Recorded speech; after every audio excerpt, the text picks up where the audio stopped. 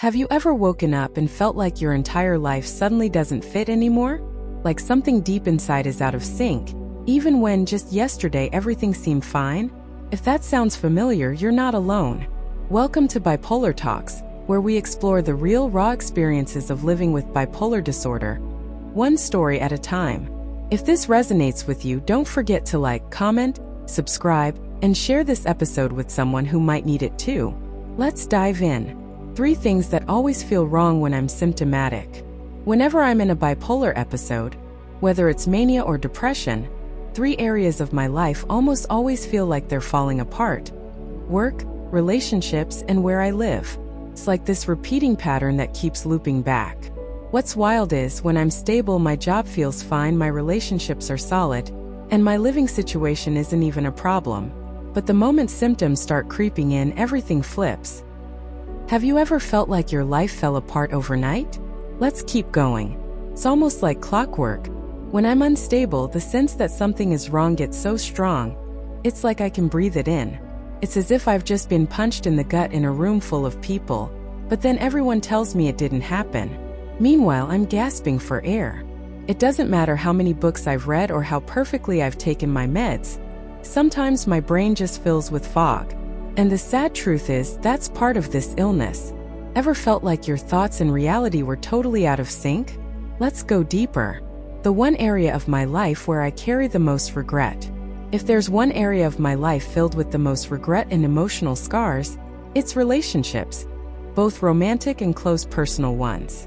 When I look back, I see a trail of heartbreak and emotional wreckage. And today, I want to share why I ended some of those relationships, what I've learned over the years, and how I'm trying to break the cycle in my current partnership. Have mental health struggles ever made your relationships more complicated? Stay with me. I know there are so many confused, hurt, and angry people out there. I know there are people out there who feel lost, hurt, and even angry because they've loved someone with bipolar. But through this story, I'm not trying to justify hurtful or toxic behavior.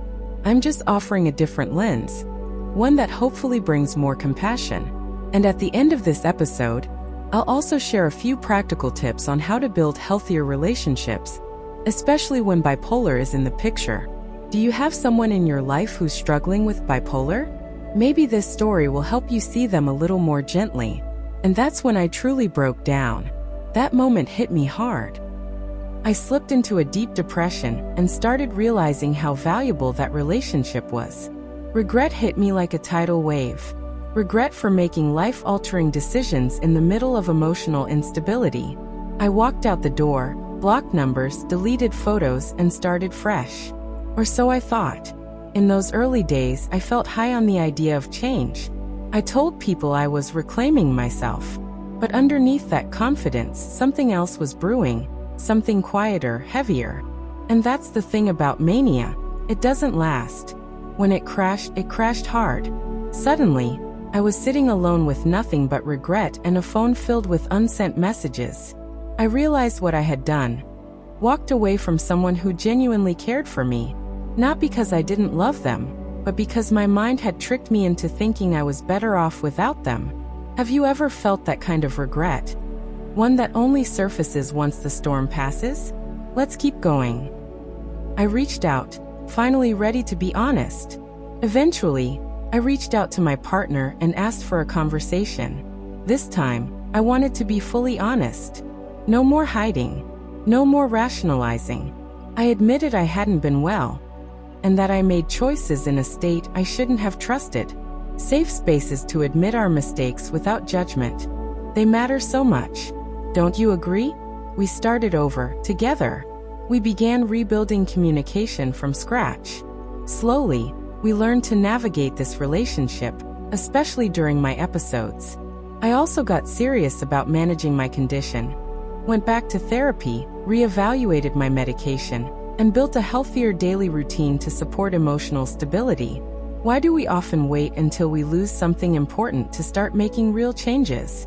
The game changer. A partner who chose to understand. What helped the most? My partner's willingness to learn about bipolar. They started reading, asking questions, and most importantly, listening. They didn't try to fix me. They just tried to understand. We created a system where I could say, "I'm not okay today," and that would be enough.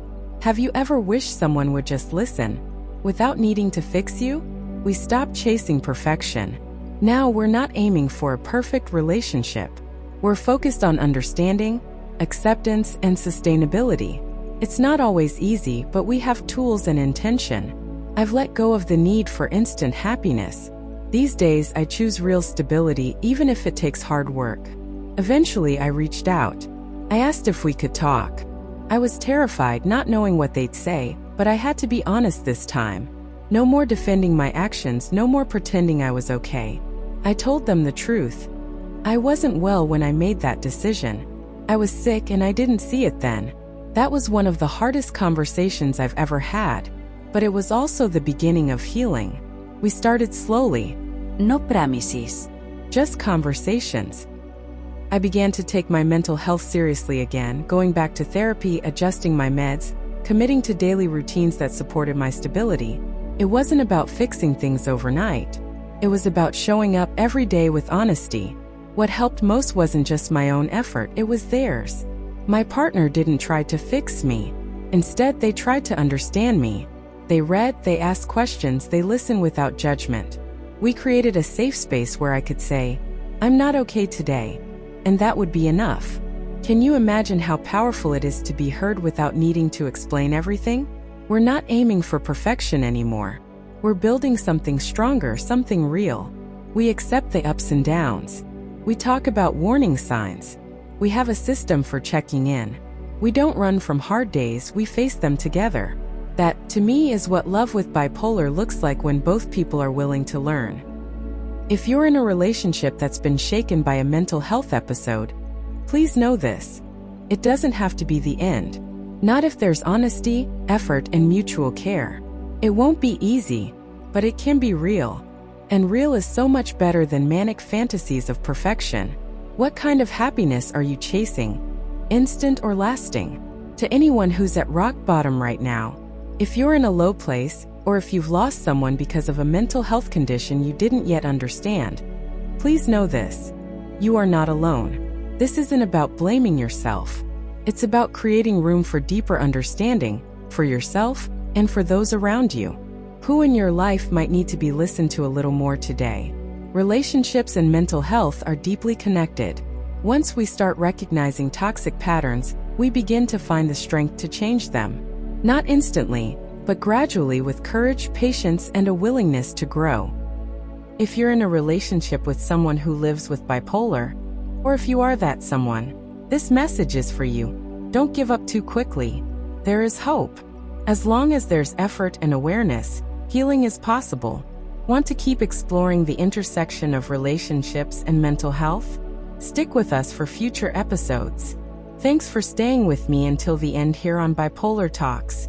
If this episode resonated with you, helped you feel seen, or gave you a new perspective, please like, share, and subscribe so you don't miss upcoming stories about mental health and everyday life. And remember, this podcast is for informational purposes only and is not a substitute for professional advice. If you're struggling, don't hesitate to reach out to a licensed mental health professional. Until next time, take good care of yourself. You're worth it.